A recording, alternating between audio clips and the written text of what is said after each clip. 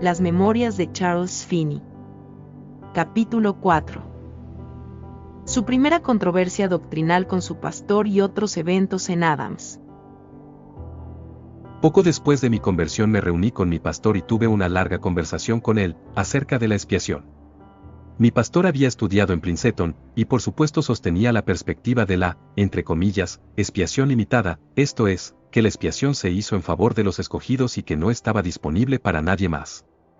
La conversación duró casi medio día. El ministro sostenía que Cristo sufrió por los escogidos la pena literal de la ley divina, o sea, que sufrió justo lo que cada uno de los escogidos adeudaba de acuerdo a la justicia retributiva. Yo objeté que esto era absurdo, pues en ese caso Cristo habría sufrido el equivalente al sufrimiento eterno multiplicado por el número de escogidos. Por su parte, él insistió que dicha perspectiva era la verdad. Afirmó que Jesús pagó en forma literal la deuda de los escogidos, y que satisfizo completamente la justicia retributiva. Por el contrario, a mi parecer fue que Jesús solo satisfizo la justicia pública, y que era eso únicamente lo que el gobierno de Dios pudo haber requerido. Para entonces yo era tan solo un niño en cuanto a la teología, un principiante en la religión y en el aprendizaje bíblico, sin embargo, notaba que el pastor no apoyaba sus perspectivas en la Biblia y así se lo dije. Lo único que yo había leído del tema era mi Biblia, y lo que había encontrado en ella en ese respecto lo había interpretado de la misma forma en la que hubiera entendido tales o similares pasajes en un libro de derecho. Para mí el pastor evidentemente había interpretado aquellos textos en conformidad con alguna teoría establecida de la expiación. Nunca le había escuchado predicar las perspectivas que sostuvo en nuestra discusión, por lo que sus posiciones me tomaron por sorpresa. Traté de rebatirlas lo mejor que pude. Me atrevo a decir que mi pastor estaba alarmado de lo que él veía como una obstinación de mi parte. Para mí, la Biblia enseña con claridad que la expiación se hizo para todos los hombres y no podía aceptar que él la limitara a tan solo una porción de favorecidos. Me era imposible admitir esta postura, pues no veía que él pudiera probarla en la Biblia con justicia. Sus reglas de interpretación no satisfacían mis perspectivas, eran mucho menos precisas e inteligibles a las que me había acostumbrado en mis estudios de derecho. Tampoco pudo responder satisfactoriamente a las objeciones que le presentaba. Le pregunté si acaso la Biblia no requería que toda persona que escuchara el Evangelio se arrepintiera, creyera en el Evangelio y recibiera salvación. Él admitió que de hecho la Biblia requería que todos creyeran y fueran salvos. Pero ¿cómo podrían los hombres creer y aceptar una salvación que no había sido provista para ellos? Tampoco acostumbrado como estaba a las discusiones teológicas, recorrimos todo el campo de debate de los teólogos de la antigua y de la nueva escuela en el tema de la expiación, como luego me enseñaron mis posteriores estudios de teología. No recuerdo haber leído jamás página alguna acerca del tema, excepto aquello que encontré en la Biblia. Nunca, que yo pudiera recordar, había escuchado un sermón o una discusión acerca de la expiación. A mi modo de ver, era evidente que el señor Gale tenía una filosofía, una teoría que debía mantener a la luz de aquello que él entendía de la Biblia. Esta discusión se renovó con frecuencia y continuó durante todo el curso de mis estudios teológicos bajo la supervisión de mi pastor. Él expresaba preocupación de que yo no aceptara la fe ortodoxa. Creo que tenía la fuerte convicción de que yo estaba realmente convertido, mas también tenía el fuerte deseo de mantenerme dentro de las estrictas líneas de la teología de Princeton. Estaba convencido en su mente de que yo sería un ministro, y se preocupó de hacerme saber que, si de hecho llegaba a convertirme en ministro, el Señor no bendeciría mi obra, y que su espíritu no daría testimonio de mi predicación, a menos que yo predicase la verdad. En eso estábamos de acuerdo.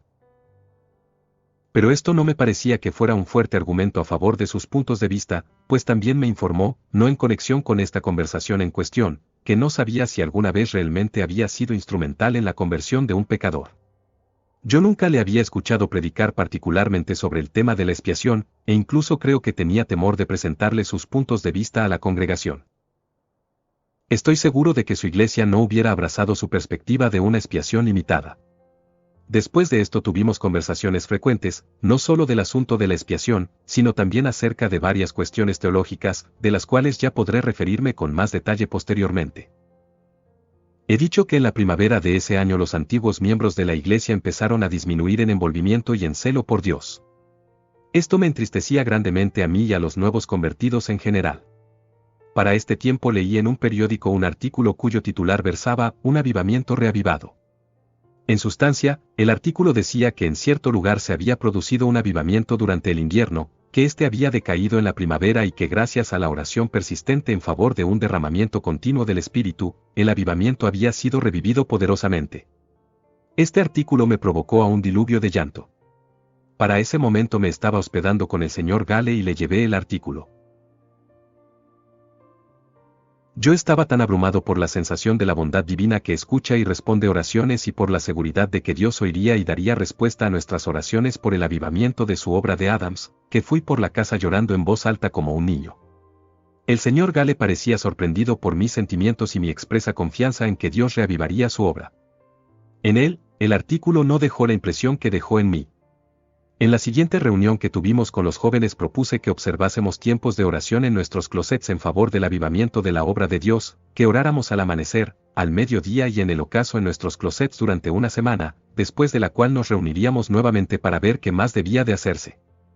Ningún otro medio fue usado para el avivamiento de la obra. Mas el espíritu de oración inmediatamente se derramó de forma maravillosa sobre los jóvenes convertidos. Antes de que acabara la semana, supe que algunos de ellos, cuando fueron a observar este tiempo de oración, perdieron sus fuerzas, y eran incapaces de levantarse de sus rodillas dentro de sus closets y que algunos de ellos se tendían postrados en el suelo y clamaban con gemidos indecibles por el derramamiento del Espíritu de Dios. El Espíritu se derramó, y antes de que la semana terminara, todas las reuniones estaban copadas de gente y había tanto interés en la religión como creo que lo hubo en todo el tiempo del avivamiento. Pero lamento decir que se cometió un error, o más bien debo decir que se cometió un pecado por parte de los miembros más antiguos de la Iglesia que luego les desembocó en un gran mal. Como supe posteriormente, un número considerable de los miembros antiguos se resistieron a este movimiento de los nuevos convertidos. Estaban celosos del movimiento, no sabían qué hacer con él y sentían que los jóvenes eran demasiado atrevidos y que estaban muy desubicados al ser tan audaces y urgir tanto a los mayores de la Iglesia. Esta postura terminó contristando al Espíritu de Dios. Después de que salí de Adams, el estado de la religión fue en decadencia. El hermano Gale, el ministro, pronto fue retirado del pastorado, pues estaba mal de salud. Se fue al oeste, al estado de Unaide, en Nueva York y se retiró en una granja, para ver si se recuperaba. Fue mucho después de esto que empezó a existir alienación en medio de los miembros mayores de la Iglesia, la que finalmente resultó en un gran mal para aquellos miembros que se permitieron resistir el avivamiento. Los jóvenes se mantuvieron bien. Hasta lo que sé, los convertidos casi en su mayoría, se mantuvieron constantes y han sido cristianos eficientes.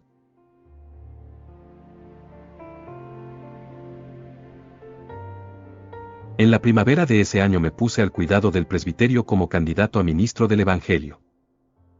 Algunos de ellos me urgieron para ir a Princeton para estudiar teología, pero no accedí. Cuando me preguntaron por qué no iría a Princeton, les dije que mis circunstancias financieras no me lo permitían, lo cual era verdad. Entonces dijeron que ellos se ocuparían de que mis gastos fueran cubiertos. Aún así, me rehusé.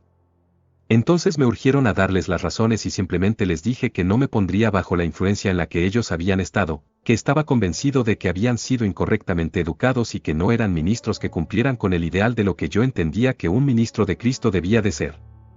Me fue difícil decirlo, pero era la única manera de ser honesto. Señalaron a mi pastor, el señor Gale, como superintendente de mis estudios. Él puso a mi disposición su biblioteca y dijo que daría la atención que fuera necesaria para la totalización de mis estudios teológicos. Pero mis estudios, en lo que respecta al hecho de que él fuera mi maestro, fueron poco más que polémicos. El señor Gale sostenía la doctrina presbiteriana del pecado original, o de que la constitución humana estaba moralmente depravada. También sostenía que el hombre era completamente incapaz de cumplir con los términos del Evangelio, de arrepentirse, creer, o de hacer nada de lo que Dios requería. Creía que, aunque los hombres eran libres con respecto a toda clase de maldad, es decir, en el sentido de estar en capacidad de cometer cualquier pecado, no eran libres para con cualquier cosa que fuera buena. Que Dios había condenado al hombre por su naturaleza pecaminosa, y además le condenaba por sus transgresiones haciéndole merecedor de muerte eterna, y de maldición. También sostenía que las influencias del Espíritu de Dios en la mente de los hombres eran físicas, y que actuaban directamente sobre la sustancia del alma. Los hombres eran pasivos en la regeneración, y en resumen sostenía todas esas doctrinas que lógicamente se desprenden del hecho de una naturaleza pecaminosa en sí misma. Yo no podía recibir estas doctrinas. No podía recibir sus posturas en cuanto a la expiación, la regeneración, la fe, el arrepentimiento, la esclavitud de la voluntad, ni ninguna otra de las doctrinas afines. Sin embargo, él era bastante tenaz con estas doctrinas, y a veces se veía no poco impaciente de que no las recibiera sin cuestionamientos. Él solía insistir en que si yo razonaba el tema caería en la infidelidad. Luego me recordaba que algunos de los estudiantes de Princeton se fueron en calidad de infieles por haber razonado el tema, y por no haber aceptado la confesión de fe, y la enseñanza de los doctores de la escuela. Más allá de eso me advirtió repetidamente, y muy sentidamente, que nunca llegaría a ser útil como ministro a menos que abrazara la verdad, esto es, la verdad que él creía y enseñaba. Yo estaba seguro de mi disposición a creer las enseñanzas que encontraba en la Biblia, y así se lo manifesté. Teníamos muchas discusiones prolongadas, y comúnmente regresaba de su estudio grandemente deprimido y desanimado, y diciéndome a mí mismo, no puedo abrazar estas perspectivas pase lo que pase. No puedo creer que sean lo que la Biblia enseña. Muchas veces estuve a punto de abandonar los estudios para ministro. Solo había una persona en la iglesia a quien le había abierto mis pensamientos con libertad acerca del tema. El anciano Hinman, un hombre de oración y muy piadoso. Él había sido educado en las perspectivas de Princeton, y sostenía fuertemente las altas doctrinas del calvinismo.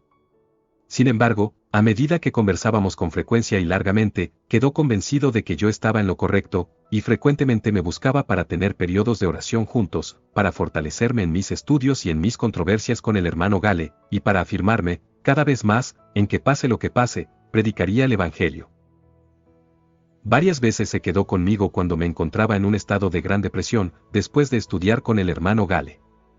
En esos periodos me acompañaba a mi habitación, a veces hasta muy entrada la noche, para clamar a Dios por luz y fortaleza, y por fe para aceptar su perfecta voluntad. Este anciano de la iglesia, de edad avanzada, vivía a más de 3 millas de distancia de la villa, es decir aproximadamente 5 kilómetros. Él con frecuencia se quedaba conmigo hasta las 10 u 11 de la noche, para luego irse caminando a casa. Oh, aquel amado anciano. Tengo razones para creer que oró por mí hasta el último de sus días. Después de que entré al ministerio, y de que se levantara contra mi prédica gran oposición, él me dijo, oh, mi alma está tan cargada que oro por usted día y noche. Más estoy seguro de que Dios le ayudará. Me decía. Continúe hermano Finney, el Señor le librará.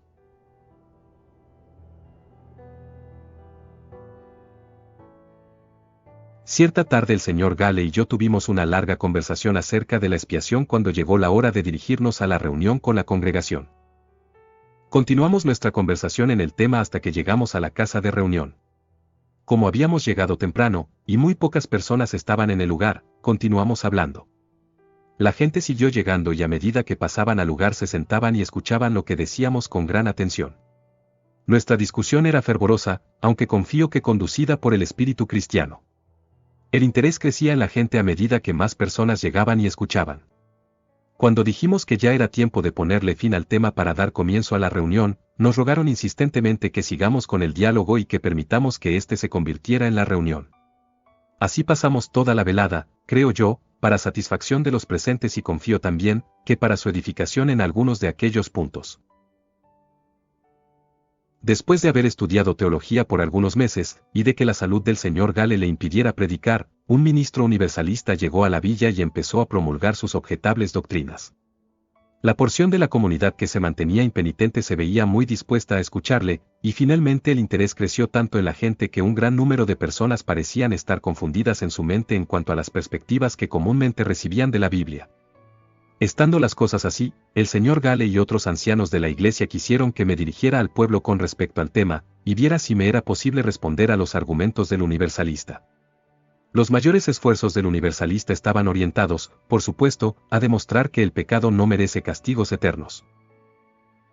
Arremetió contra la doctrina del castigo eterno, calificándola de injusta, infinitamente cruel y absurda. Afirmaba que Dios era amor, y cuestionaba cómo era posible que un Dios de amor castigara al hombre eternamente. Una noche, en una de nuestras reuniones me puse de pie y dije: el predicador universalista sostiene doctrinas que son nuevas para mí, y que considero que no son enseñadas en la Biblia. Pero voy a examinar el tema y si no puedo demostrar que sus posturas son falsas, yo mismo me convertiré al universalismo. Luego señalé una reunión para la semana siguiente, tiempo en el cual propuse llevar a cabo una lectura en oposición a las perspectivas del universalista. Se puede decir que los cristianos estaban alarmados de mi osadía, al haber afirmado que me haría universalista si no me era posible probar la falsedad de sus doctrinas. Por mi parte, yo me sentía seguro de poderlas rebatir. Cuando llegó la noche señalada, la casa de reunión estaba llena a capacidad. Empecé con la cuestión de la justicia del castigo eterno, y la discutí a lo largo de esa reunión y de otra al día siguiente. Con esto quedó esclarecido el dilema de la justicia del castigo eterno, creo yo, para la satisfacción general de todos los que se encontraban presentes. Escuché por todas partes que el curso de los argumentos presentados había sido conclusivo, y la gente se preguntaba por qué el señor Gale no había discutido antes el tema y protegido así a la gente del universalismo. El mismo universalista notó que la gente se había convencido de que él estaba en un error, entonces tomó otra dirección. El señor Gale, y con él, su escuela de teología, sostenían que la expiación de Cristo había sido un pago literal de la deuda de los elegidos, el sufrimiento de justo aquello que los elegidos merecían sufrir, para que de esta manera los escogidos fueran salvos en base a los principios de la justicia exacta. Así Cristo había cumplido totalmente con las demandas de la ley, en lo que respecta a los escogidos. El universalista se aprovechó de esto, asumiendo que esa era la verdadera naturaleza de la expiación. Ahora solo debía probar que la expiación se había hecho para todos los hombres, y luego podría probar que todos los hombres iban a ser salvos, pues la deuda de toda la humanidad había sido literalmente pagada por el Señor Jesucristo, y por lo tanto gracias a la expiación el universalismo tendría como base la justicia, pues Dios no podría castigar a aquellos cuya deuda ya había sido cancelada. Pude ver, y la congregación conmigo, aquellos que entendían la postura del señor Gale, que el universalismo había arrinconado a nuestro ministro. Pues era sencillo probar que la expiación se había hecho en favor de todos los hombres, y si la naturaleza y el valor de la expiación estaban de acuerdo con la perspectiva del señor Gale, la salvación universal era el resultado ineludible. Esto volvió a desviar a la gente. El señor Gale me mandó a llamar y me pidió que diera respuesta a las posturas del universalista. Gale dijo que sabía que la cuestión acerca de la justicia del castigo eterno había quedado clara, pero que ahora yo debía responder a los argumentos universalistas en base al Evangelio. Le respondí, señor Gale, no puedo hacer lo que me pide sin contradecir y echar a un lado sus perspectivas del tema. Con su postura acerca de la expiación no es posible dar respuesta al universalista. Pues si realmente usted tuviera la perspectiva correcta, la gente podría ver con facilidad que la Biblia prueba que Cristo murió por todos los hombres, por todo el mundo pecador, y por lo tanto, a menos que usted me permita barrer sus perspectivas de la expiación por completo, no puedo decir nada en absoluto. Gale respondió, bien, nunca sería apropiado dejar la cosa como está. Diga lo que le plazca, solo vaya y respóndale a su manera. Si encuentro necesario predicar acerca de la expiación, me veré obligado a contradecirlo. Muy bien, le respondí, permítame mostrar mis posturas y podré responderle al universalista, y usted podrá decirle a la congregación lo que desee más adelante. Fijé entonces, una lectura acerca de los argumentos del universalista hallados en el Evangelio. Ofrecí 2 lecturas acerca de la expiación. En estas, creo yo, logré mostrar que la expiación no consistió en un pago literal por la deuda de los pecadores, según afirmaba el universalista. Que la expiación solo concede salvación a todos los hombres posibles, y que por sí misma no obliga a Dios a salvar a nadie. Por esta razón, no es cierto que Cristo sufrió la justa proporción que merecían sufrir aquellos por quienes murió. Que estas cosas no eran enseñanzas bíblicas, y que por lo tanto no eran ciertas. Por el contrario, mostré que Cristo murió simplemente para remover un obstáculo insuperable que le impedía a Dios otorgar perdón a los pecadores, y para que él pudiera proclamar una amnistía universal, invitando a todos los hombres a que se arrepintieran, creyeran en Cristo y aceptaran la salvación. Así Cristo, en lugar de estar obligado a satisfacer la justicia retributiva y sufrir justo lo que los pecadores merecían, solo satisfizo la justicia pública, honrando la ley, tanto en su obediencia como en su muerte, haciendo posible que le fuera seguro a Dios perdonar el pecado de cualquier ser humano y de todos aquellos que se arrepintieran y creyeran en Cristo. Sostuve que Cristo, en su expiación, meramente cumplió con aquello que era una condición necesaria para que el pecado fuera perdonado, y no con algo que pudiera cancelar el pecado, en el sentido de haber pagado en forma literal la deuda de los pecadores. Con esto se dio respuesta al universalista y se puso fin a cualquier intento o emoción posterior con respecto al tema. El resultado curioso fue que con estas lecturas se aseguró la conversión de la joven por cuya salvación, como lo dije antes, había estado ofreciendo oraciones fervorosas y agonizantes. Esto causó gran asombro en el señor Gale, pues quedó manifiesto que el Espíritu de Dios había bendecido mis posturas acerca de la expiación, pues él había insistido con urgencia que Dios no iba a bendecir mis perspectivas en el tema. Creo que esto lo impulsó muchísimo a considerar si estaba o no en lo correcto en sus creencias de la expiación. Pude ver en las conversaciones con el que estaba muy sorprendido que mi perspectiva de la expiación hubiera sido instrumental en la conversión de la joven dama. Al fin y al cabo, después de las grandes luchas en mis estudios teológicos con el señor Gale, el presbiterio finalmente se reunió en Adams para examinarme y ver si acordaban licenciarme para la predicación del Evangelio. Yo estaba a la espera de grandes dificultades durante mi examen, sin embargo, me encontré con mucha apertura. La bendición manifiesta en mis conversaciones, mis enseñanzas acerca de la oración y mis conferencias en nuestras reuniones, y también las lecturas de las que he hablado, en mi forma de ver, los llevaron a ser más prudentes de lo que hubieran sido al encarar una controversia conmigo. Evitaron, en el curso del examen, hacer cualquier tipo de preguntas que pudieran provocar respuestas que pusieran en conflicto mis perspectivas con las suyas.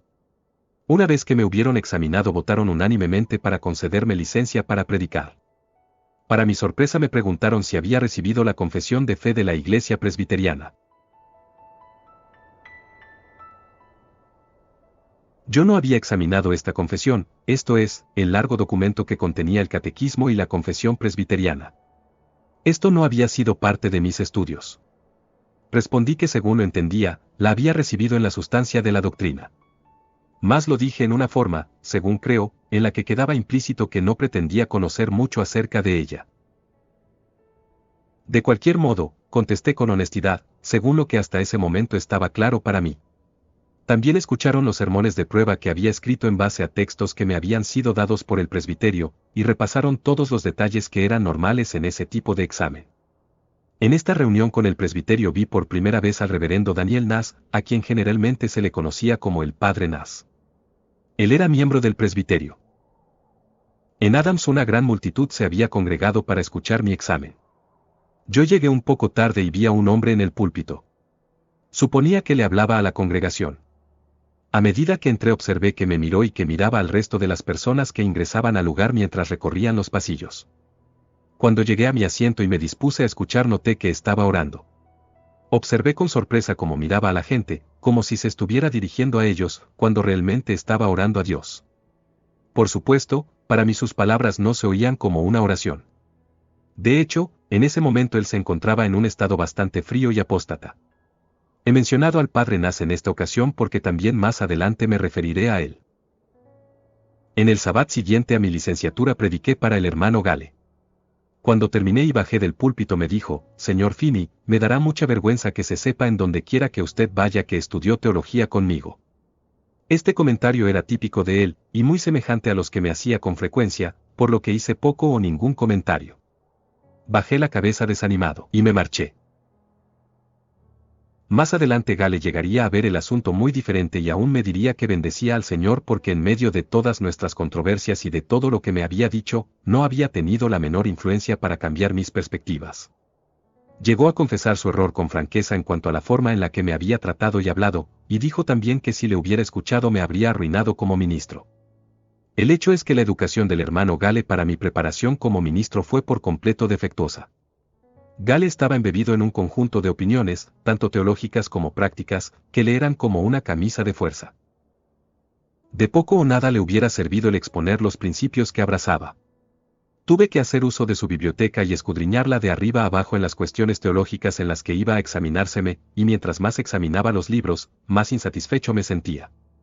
Estaba acostumbrado a los razonamientos lógicos y conclusivos de los jueces que encontraba documentados en los libros de derecho. Sin embargo, cuando acudía a la biblioteca de Gale, una biblioteca de la vieja escuela, para mi insatisfacción, no encontré casi nada probado. Estoy seguro de que esto no se debió a que yo estuviera opuesto a la verdad, pero sí, estaba insatisfecho de que sus posiciones no fueran razonables o tuvieran un sustento aceptable. Con frecuencia me parecía que establecían algo, pero probaban otra cosa, y muchas veces se quedaban cortas en demostrar lógicamente cosa alguna. Finalmente le dije al señor Gale: si no hay nada mejor que yo pueda encontrar en su biblioteca para sustentar las grandes doctrinas enseñadas por nuestra Iglesia, entonces debo convertirme en infiel.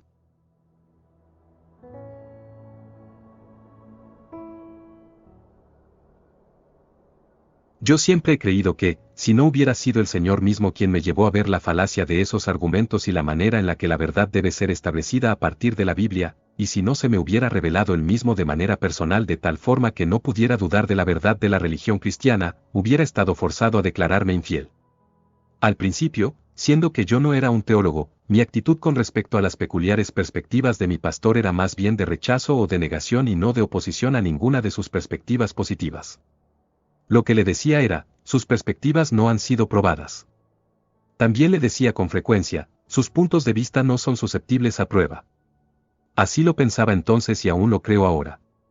Sin embargo, él insistía en que yo no debía diferir de las opiniones de tan grandes y piadosos hombres, quienes después de mucha consulta y deliberación, habían llegado a tales conclusiones. Que era inapropiado que yo, un joven educado en leyes y sin educación teológica, me oponga a las perspectivas de aquellos grandes hombres y profundos teólogos cuyas opiniones yo había encontrado en su biblioteca. Gale insistía en que si yo persistía en satisfacer mi inteligencia en esos puntos por medio de argumentos, debería ser un infiel, y en que yo debía aceptar estas opiniones, porque eran opiniones de hombres que sabían mucho más que yo. Él creía que las decisiones de la Iglesia debían de ser respetadas por los jóvenes como yo, y que yo debía de rendir mi propio razonamiento a la de aquellos que tenían una sabiduría superior. No puedo negar que había una fuerte presión, pero aún así me encontraba supremamente incapaz de aceptar esas doctrinas como dogmas. Cuando trataba de aceptar estas doctrinas como dogmas, simplemente no podía hacerlo. No podía hacerlo de forma honesta, no me hubiera sido posible respetarme a mí mismo si lo hubiera hecho. A menudo, después de despedirme del señor Gale, iba a mi habitación y pasaba largo rato en mis rodillas con mi Biblia. En esos días de controversia solía leer mucho la Biblia de rodillas, suplicándole al Señor que me enseñara su mente con respecto a esos temas. No tenía otro lugar a donde ir sino a mi Biblia y a la filosofía de mi mente o a la forma en que ésta actúa según se me revelaba estando consciente. Mis perspectivas fueron tomando un tipo positivo lentamente. En primer lugar, me encontré a mí mismo incapaz de recibir los peculiares puntos de vista de Gale. En segundo lugar, gradualmente fui formando perspectivas propias en oposición a las otras. Fui abrazando perspectivas que para mí estaban inequívocamente enseñadas en la Biblia. Pero también debo decir que no solo fueron sus perspectivas teológicas las que atrofiaron la efectividad del señor Gale, sino también sus perspectivas prácticas que eran igualmente erróneas. Por eso él, le profetizó a mis perspectivas toda clase de mal.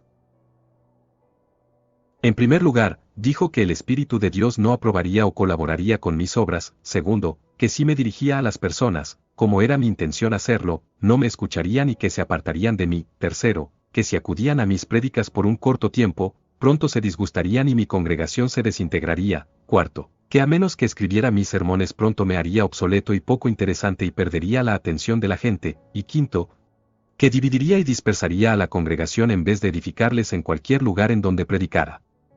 De hecho, encontré que sus perspectivas eran casi lo opuesto a las que yo entretenía con respecto a todas las cuestiones básicas relacionadas a mi obligación como ministro. No me extraña, como tampoco me extrañó en el momento, que al ministro Gale le chocaran mis perspectivas y propósitos en relación a la predicación del Evangelio. Con la educación que él había recibido no podía ser de otra manera. Él era fiel a sus perspectivas y lograba muy pocos resultados. Yo era fiel a las mías, y gracias a la bendición de Dios los resultados eran los opuestos a los que Gale había vaticinado. Cuando este hecho se hizo evidente en mis obras, estremeció por completo su educación práctica y teológica como ministro. Debo mencionar aquí que el resultado de esto fue que sus esperanzas como cristiano quedaron aniquiladas, pero finalmente se convirtió en otro hombre en su calidad de ministro. Había sin embargo, otro defecto en la educación del hermano Gale. Un defecto que yo llegué a considerar como fundamental. Si alguna vez se convirtió a Cristo, falló en recibir la unción divina del Espíritu Santo que le hubiera dado poder en el púlpito y en la sociedad para la conversión de las almas. Se había quedado corto al no recibir el bautismo del Espíritu Santo. Algo indispensable para el éxito ministerial. Cuando Cristo comisionó a sus discípulos para ir y predicar, les dijo que permanecieran en Jerusalén hasta que recibieran poder de lo alto. Este poder, como todos sabemos, era el bautismo del Espíritu Santo derramado sobre ellos en el día de Pentecostés. Este era un requisito fundamental para el éxito en sus ministerios. No supuse entonces, como tampoco lo supongo hoy en día, que este bautismo consistía simplemente en el poder de obrar milagros. El poder para obrar milagros y el don de lenguas fueron dados como señales de la realidad de su comisión divina. Mas el bautismo en sí mismo era un purificador divino, que les llenó de fe y amor, de paz y de poder, para que así sus palabras fueran agudas en los corazones de los enemigos de Dios, y fueran prontas y poderosas, como espadas de dos filos. Esta es la cualidad indispensable de un ministro exitoso. Sin embargo, esta porción de las calificaciones ministeriales no era poseída por el hermano Gale. Aún me causa mucho dolor y sorpresa el que hasta el día de hoy se exija tan poco esta cualidad en quienes predican el Evangelio en un mundo pecador. Sin la instrucción directa del Espíritu Santo, un hombre jamás logrará mucho progreso en la predicación del Evangelio. De hecho, a menos que pueda predicar el Evangelio a partir de la experiencia, y presentar la religión como un asunto del que está él mismo consciente, sus especulaciones y sus teorías estarán muy lejos de lo que realmente es predicar el Evangelio. He dicho que después de estas cosas el señor Gale llegó a la conclusión de que él mismo no estaba convertido. Si esto fue cierto o no mientras estuve bajo su ministerio, es algo que yo no puedo decir. Sin embargo, no dudo que era un hombre sincero, y un buen hombre en el sentido de haber sostenido sus opiniones con honestidad. Pero había penosos defectos en su educación, tanto en la teológica como en la filosófica, en su educación práctica y especialmente en la espiritual. Carecía de la unción que es siempre esencial en la preparación de un ministro del Evangelio. En lo que pude conocer de su estado espiritual, ni siquiera tenía la paz del Evangelio mientras estuve bajo su ministerio, y ciertamente tampoco poseía el poder del Evangelio. No vaya a pensar el lector por causa de lo que he dicho que yo no amaba o no tenía un gran respeto por el señor Gale. Le amé y le respeté. Hasta lo que sé, él y yo conservamos la más firme de las amistades hasta el día de su muerte. He dicho lo que he dicho con respecto a sus puntos de vista, pues temo que es algo que se aplica a la mayoría de ministros el día de hoy. Creo que sus perspectivas prácticas en su predicación del Evangelio, sin importar cuáles sean sus perspectivas teológicas, son muy defectuosas, y que carecen de la unción y del poder del Espíritu Santo, y este es un defecto radical en la preparación de un ministro. Al decir esto mi intención no es censurar, más lo digo como algo que ha estado por mucho tiempo en mi mente, y sobre lo cual, de hecho, siempre he tenido oportunidad de llorar. Al haberme relacionado cada vez más con el ministerio en este y en otros países, me he persuadido de que aún con todo su entrenamiento, disciplina y educación, los ministros son pobres en sus perspectivas en cuanto a la forma más eficaz de presentar el Evangelio al hombre, en sus perspectivas en cuanto a adaptar medios para asegurar el fin. Y especialmente en su falta de poder en el Espíritu Santo. He hablado largamente de mi prolongada controversia con mi profesor de teología, el hermano Gale. Después de reflexionar creo que me es necesario establecer con más claridad algunos de los puntos sobre los cuales discrepamos ampliamente. No me era posible aceptar esa ficción teológica llamada imputación. A continuación, voy a declarar, lo más claro que pueda, la base sobre la cual él se sostuvo e insistió. En primer lugar, Gale sostenía que la culpa de la primera transgresión de Adán le era literalmente imputada a toda su posteridad, y siendo así todos sus descendientes estaban justamente sentenciados y expuestos a la condenación eterna del pecado de Adán. En segundo lugar, el ministro sostenía que habíamos recibido de Adán, por generación natural, una naturaleza completamente pecaminosa y moralmente corrupta en todas nuestras facultades de alma y cuerpo, de tal modo que somos absolutamente incapaces de hacer ningún acto aceptable a Dios, y necesariamente por causa de esta naturaleza pecaminosa, transgredimos totalmente la ley de Dios en cada acción de nuestras vidas. Él insistía que este era el estado en el cual todos los hombres habían caído por causa del primer pecado de Adán. Por esta naturaleza pecaminosa, recibida de Adán por generación natural, toda la humanidad merece y está también sentenciada a condenación eterna. Luego, tercero, en adición a esto, Gale sostenía que todos estamos justamente condenados y sentenciados a maldición eterna por nuestras propias e inevitables transgresiones de la ley. Con lo cual nos hacemos justos merecedores a ser sujetos de triple condenación eterna. Ahora, la segunda parte de esta maravillosa, entre comillas, imputación sigue así. El pecado de todos los escogidos, tanto el original como el actual, esto es, la culpa del pecado de Adán, en lo que respecta a los escogidos, junto a la culpa de sus propias naturalezas pecaminosas, y la culpa de sus propias transgresiones personales, le son literalmente imputadas a Cristo. Y por lo tanto el gobierno divino considera a Cristo como la corporización de todos los pecados y la culpa de los escogidos. Cristo asume la culpa del pecado de Adán que le fue imputado a los escogidos, asume la culpa de su naturaleza pecaminosa, y también la culpa de sus transgresiones personales, y el gobierno de Dios le trata de acuerdo a esto, quiere decir, que el Padre castiga al Hijo en la proporción precisa de castigo que todos los elegidos merecen, incluyendo el merecimiento de la triple condenación que cada persona merece, y esto se multiplica por el número total de los escogidos. Por lo tanto, no hay misericordia en salvarles de la penalidad de la ley o en su perdón, pues la deuda de los escogidos ha sido completamente pagada con el castigo de Cristo, y los elegidos ahora son salvos en base a los principios de la justicia exacta.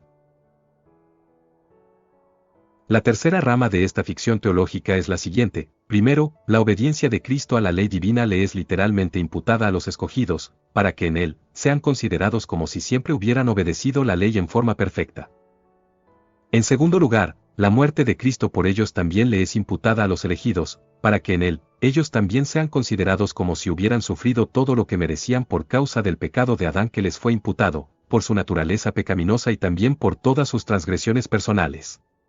Tercero, en consecuencia, para su seguridad los elegidos han primero obedecido la ley de forma perfecta, y luego y para su seguridad han sufrido la completa penalidad a la que fueron sujetos en consecuencia de la culpa de Adán que les fue imputada, y también por la culpa de su naturaleza pecaminosa, y por todo lo que se les podría culpar por sus transgresiones personales.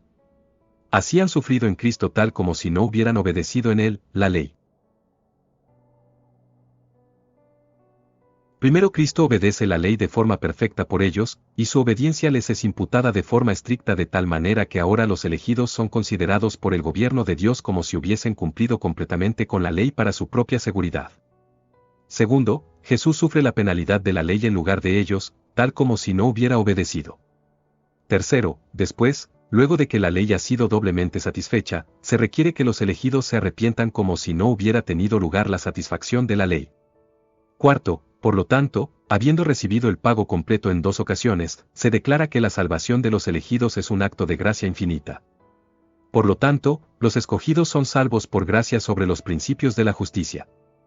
Esto es, la gracia primero obedece la ley por los elegidos, luego asume el pago de la deuda, como si nunca se hubiera obedecido, y luego la justicia libera y salva al deudor. Así es que en forma estricta en este sistema no hay gracia, ni misericordia, ni nuestro perdón, sino que toda la gracia de nuestra salvación se encuentra en la obediencia y los sufrimientos de Cristo.